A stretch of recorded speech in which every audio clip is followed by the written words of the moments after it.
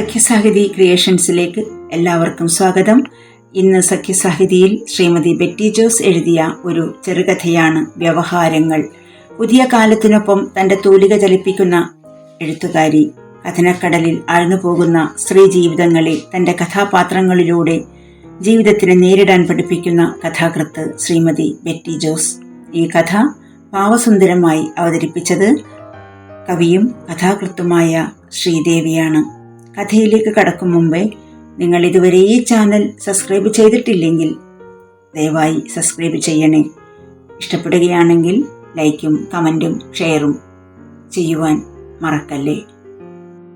കഥ വ്യവഹാരങ്ങൾ. കുറച്ച് നാളുകൾക്ക് മുമ്പ് എൻ്റെ മനസ്സിലൊരു മോഹമുണ്ടായി. യാദൃച്ഛികമെന്ന് പറയാനാവില്ല. കൗതുകത്തിൻ്റെയും ആഗ്രഹത്തിൻ്റെയും സങ്കലന ഫലമായി മോഹമെന്ന ബീജം ഉണ്ടായതാണ്. സാധിച്ചാൽ ജരാനരകൾക്ക് അധീനപ്പെടും മുമ്പ് അവയുടെ കായ്ഫലങ്ങൾ പ്രയോജനപ്പെടുത്താമെന്ന് വല്ലാതെ കണക്ക് കൂട്ടുന്നുണ്ട് ഞാൻ. പക്ഷേ എൻ്റെ ജീവിതത്തിൻ്റെ ഈ സായംകാലത്ത് ഒരു വസന്തത്തിന് സാധ്യതയുണ്ടോ? ഈ വിധ ചിന്തകൾക്ക് പിന്നിലെ ചേതോ വികാരം ഒന്നു മാത്രമാണ്. പരലോകത്ത് ആത്മം വിലയം പ്രാപിക്കുമ്പോൾ നന്മകൾ എന്തെങ്കിലുമൊക്കെ കൂടെയുണ്ടാവണം. ജന്മം നൽകിയതിനെ പരിപോഷിപ്പിച്ചതല്ലാതെ മറ്റെന്തു മേന്മയാണ് ഈ ജീവിതം കൊണ്ട് നേടിയത്? മെച്ചമായതൊന്നുമില്ല. പലപ്പോഴും തൻ്റെ നേർക്ക് നീണ്ടുവന്നിട്ടുള്ള വിറയാർന്ന കരങ്ങൾക്ക് വിരൽ സ്പർശമോ വിശപ്പിന് പരിഹാരമോ നൽകാൻ സാധിച്ചില്ല. എന്നും ഒരു ഗൃഹസ്ഥയുടെ ആകുലതകളാണ് അലട്ടിയിരുന്നത്. ചെയ്യാമായിരുന്ന നന്മകൾ ചെയ്യാതെ പോയിട്ടുണ്ട് എന്ന തഴമ്പിച്ച കുമ്പസാരത്തിനൊടുവിലും മനസ്സിന്റെ വിങ്ങൽ അടങ്ങുന്നില്ല. ഏറ്റുപറച്ചിലിനപ്പുറം ക്രിയകൾ ഒന്നുമില്ലല്ലോ. വിശാലമായ ഈ ഭൂമികയിൽ ഒരു കാതമെങ്കിലും ഉയർന്നു പറക്കാനാവാത്ത വിധം എന്റെ ചിറകുകളുടെ തൂവലുകൾ മുഴുവൻ അടർത്തി മാറ്റിയത് ആരാണ്?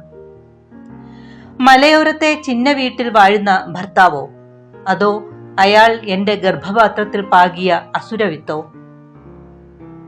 പെണ്ണുടലിന്റെ ചൂടിനും ലഹരിക്കുമപ്പുറം അവളുടെ ഹൃദയത്തിലെ മൃദുല വികാരങ്ങളെ തൊട്ടറിയാൻ അയാളിലെ ഉന്മാദിക്ക് തുടക്കം മുതലേ കഴിഞ്ഞില്ല. ഒടുങ്ങാത്ത പരാക്രമങ്ങളുടെ തുടർരാവുകൾ. മദ്യത്തിന്റെ ആസക്തിയിൽ നിന്നും ഒരിക്കലും മോചനവും ഉണ്ടായിരുന്നില്ലല്ലോ.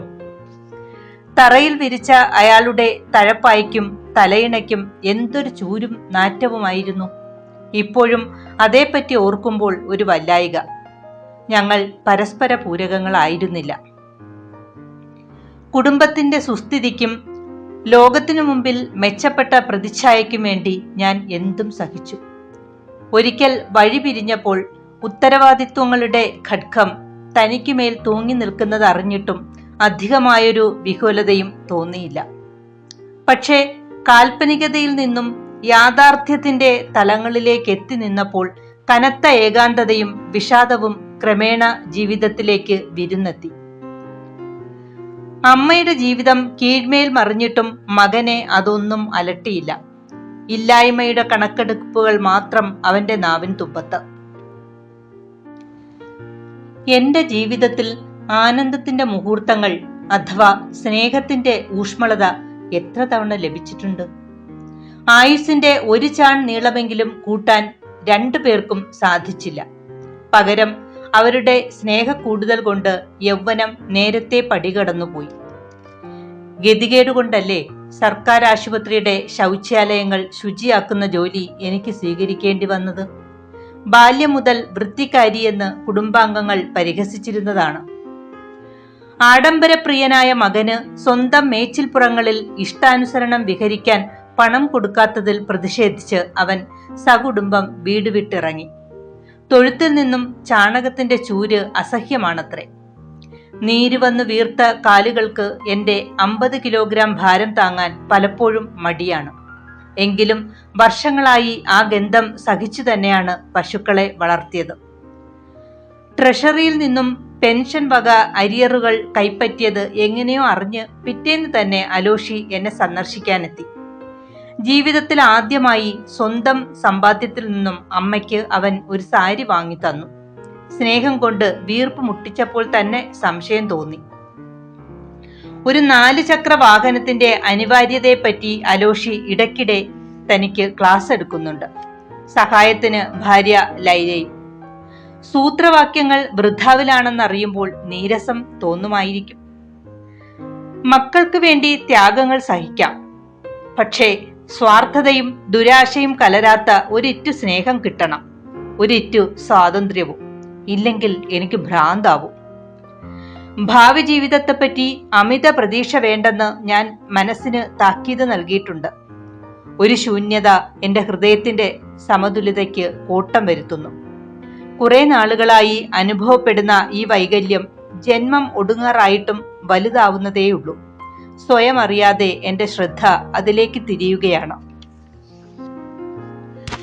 സന്ധ്യ അണയുമ്പോൾ ചേക്കേറും മുമ്പത്തെ അവസാന പറക്കലിനുള്ള സ്വാതന്ത്ര്യമെങ്കിലും ഞാൻ നേടും, എൻ്റെ ജന്മാവകാശമായ സ്വാതന്ത്ര്യം. Token number 5. അനൗൺസ്മെന്റ് മുഴങ്ങിയപ്പോഴാണ് ഡെയ്സിക്ക് പരിസരബോധമുണ്ടായത്.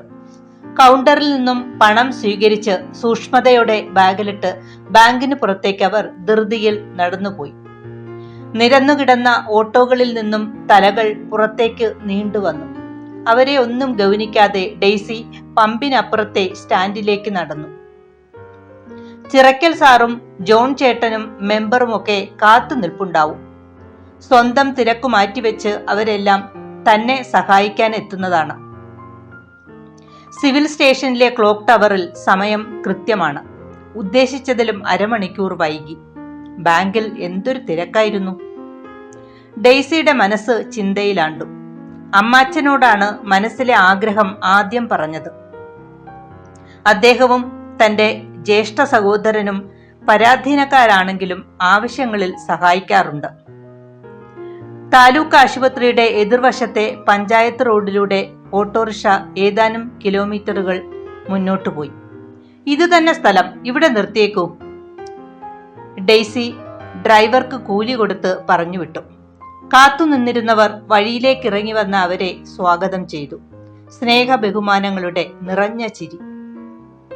അലോഷി ഇത്തവണയും വന്നില്ലേ ഡെയ്സി? ഇത്ര വലിയ തിരക്കാണോ അവന്? ജോൺ ചേട്ടന് ശുണ്ഠി വന്നു. പെട്ടെന്നുണ്ടായ അസൗകര്യമാണ്, അല്ലെങ്കിൽ വന്നേനെ. അവന് ഇക്കാര്യത്തിലുള്ള താല്പര്യക്കുറവ് മറച്ചു വെച്ചുകൊണ്ട് ഡെയ്സി പറഞ്ഞു. പഴകിയ നിറവും ഗന്ധവുമുണ്ടായിരുന്ന വീടിത കുളിച്ചൊരുങ്ങി വന്ന യുവതിയെപ്പോലെ പ്രസരിപ്പോടെ നിൽക്കുന്നു. ഒറ്റ നോട്ടത്തിൽ വീടിന് വന്ന മാറ്റങ്ങൾ ഡെയ്സി കൗതുകത്തോടെ വീക്ഷിച്ചു നിൽക്കെ മെമ്പർ പറഞ്ഞു, ചെറിയാൻ ചേട്ടൻ ചേച്ചിക്ക് ഒരു പിന്തുണ എന്ന നിലയ്ക്ക് ഫ്രീയായി ചെയ്തു തന്നതാ. ഞാൻ ഇടയ്ക്ക് അദ്ദേഹത്തെ വീട്ടിൽ ചെന്ന് കണ്ടിരുന്നു. നിങ്ങളുടെയൊക്കെ സ്നേഹവും കരുതലും എനിക്ക് തരുന്ന പ്രോത്സാഹനം എത്ര വലുതാണെന്നോ. എല്ലാത്തിനും ഏറെ നന്ദിയുണ്ട്. ഉച്ചതിരിഞ്ഞ സമയത്ത് ആധാരവും വീടിന്റെ താക്കോലും കൈപ്പറ്റുമ്പോൾ സന്തോഷത്താൽ ഡെയ്സിയുടെ കണ്ണുകൾ നിറഞ്ഞു. തന്റെ ആഗ്രഹം പൂർത്തീകരിക്കാൻ ഇനിയും ഒരുപാട് കാര്യങ്ങൾ ചെയ്തു തീർക്കാനുണ്ട്. ഏറെ ശ്രമകരമാണ്, അവർ ആലോചിച്ചു. ബസ്സിറങ്ങി 10 മിനിറ്റ് നടക്കണം വീട്ടിലെത്താൻ. നല്ല വിശപ്പുണ്ടെങ്കിലും സന്ദേഹത്തിന്റെ ഘനസാന്ദ്രതയാൽ ചലനം മന്ദഗതിയിലായി. ആദ്യം ഈ വിഷയം അവതരിപ്പിച്ചപ്പോൾ മക്കൾ പ്രകടിപ്പിച്ച രോഷം പിന്നീട് കണ്ടില്ല. ക്രമേണ ശാന്തമാകുമെന്ന പ്രത്യാശയോടെയാണ് ഡെയ്സി കാര്യങ്ങൾ മുന്നോട്ട് നീക്കിയത്. വീട്ടുമുറ്റത്തെത്തിയപ്പോൾ ആരെയും പുറത്തു കണ്ടില്ല. അടുക്കള ഭാഗത്തും ലൈലയെ കാണാഞ്ഞ് കതകിൽ തള്ളി നോക്കി. അത് അകത്തുനിന്ന് അടച്ചിരുന്നു. കോളിംഗ് ബെൽ അടിക്കാൻ ഉദ്ദേശിച്ച് മുൻവശത്തേക്ക് നടക്കുമ്പോൾ അയൽക്കാരി സുജാത ഓടിയെത്തി. താക്കോൽ അവിടെ തന്നിട്ടില്ലേ മോളെ? തന്നിട്ടില്ല, ഒന്നും പറഞ്ഞേൽപ്പിച്ചുമില്ല. ഡെയ്സിക്ക് കാര്യത്തിന്റെ ഗൗരവം മനസ്സിലായി. അവർ സ്തംഭിച്ചു നിന്നുപോയി. കാർ വാങ്ങുവാൻ പണം കൊടുക്കാതെ വീട് വാങ്ങിയതിൽ പ്രതിഷേധിച്ച് അമ്മയെ സ്വന്തം വീട്ടിൽ നിന്നും പുറത്താക്കിയിരിക്കുന്നു. ഒരു കാറിന്റെ മൂല്യം പോലും തനിക്കില്ലേ? തീർത്തും അനാഥരായി വഴിവക്കിൽ ഉപേക്ഷിക്കപ്പെടുന്ന ഏതാനും പേർക്കെങ്കിലും ആശ്രയം നൽകുന്നത് വലിയ പുണ്യമല്ലേ? അത് അലോഷിക്ക് മനസ്സിലാവാത്തതെന്ത്? വാർദ്ധക്യമടുത്ത എനിക്ക് സ്നേഹവും സംരക്ഷണവും നൽകേണ്ടതിനു പകരം സ്വാർത്ഥ ചിന്തയോടെ ഏകമകൻ ഉപേക്ഷിച്ചുപോയി. ഭർത്താവ് മറ്റൊരു സ്ത്രീയോടൊത്ത് ജീവിതം ആരംഭിച്ചപ്പോൾ അലോഷി കുട്ടിയായിരുന്നു.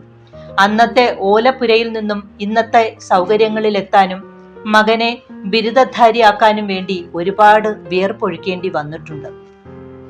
സ്വന്തം ആവശ്യങ്ങൾ പോലും പലപ്പോഴും മാറ്റിവെച്ചിട്ടുണ്ട്. രോഗാവസ്ഥയിൽ ചികിത്സിക്കാതെ ആ പണം ഉപയോഗിച്ച് അവന്റെ ഫീസ് അടച്ചു. ഒരിക്കൽ കത്തുന്ന പനിച്ചൂടിൽ ജോലി ചെയ്ത് തലചുറ്റലുണ്ടായി. എല്ലാം അലോഷി അറിയുന്നുണ്ടായിരുന്നു. എന്നിട്ടും യുവാവായ ശേഷവും അവന്റെ ആവശ്യങ്ങൾക്ക് ലോപമില്ലായിരുന്നു. എന്തിനും ഏതിനും അമ്മയെ ധിക്കരിക്കുന്നത് അവൻ ഫാഷനായി കരുതി. ആലോചിച്ചു നോക്കിയാൽ എത്രയെത്ര അനുഭവങ്ങൾ, തിരസ്കരണങ്ങൾ. തീവ്രമായ ജ്വലനത്താൽ ഹൃദയം നിലച്ചു പോകുമെന്ന് തോന്നിയപ്പോൾ ബാഗ് നിലത്ത് വച്ച് ഡെയ്സി ഇളം തിണ്ണയിലിരുന്നു. പുതിയതായി വാങ്ങിയ വീടിന്റെ ആധാരവും താക്കോലും ബാഗിലുള്ള കാര്യം അവർ പെട്ടെന്നോർത്തു. നേരിയൊരാശ്വാസം. അമ്മ അഗതികൾക്കായി തുടങ്ങുന്ന മന്ദിരമല്ലേ, അവരുടെ ഊർധ്വശ്വാസം അവിടെ തന്നെ ആവട്ടെ എന്ന് ദൈവം എനിക്ക് ദാനമായി തന്ന മകൻ കരുതിയിരിക്കും. ഡെയ്സിക്ക് കരച്ചിലടക്കാൻ വയ്യാതായി. വരണ്ട നാവിന്റെ ദാഹം തീർക്കാൻ അവർ കിണറിനടുത്തേക്ക് നടന്നു. വീശിയടിച്ച ഒരു കാറ്റിൽ കരിയിലകൾ ഉയർന്നു പറന്ന് വീണ്ടും നിലംപതിച്ചു.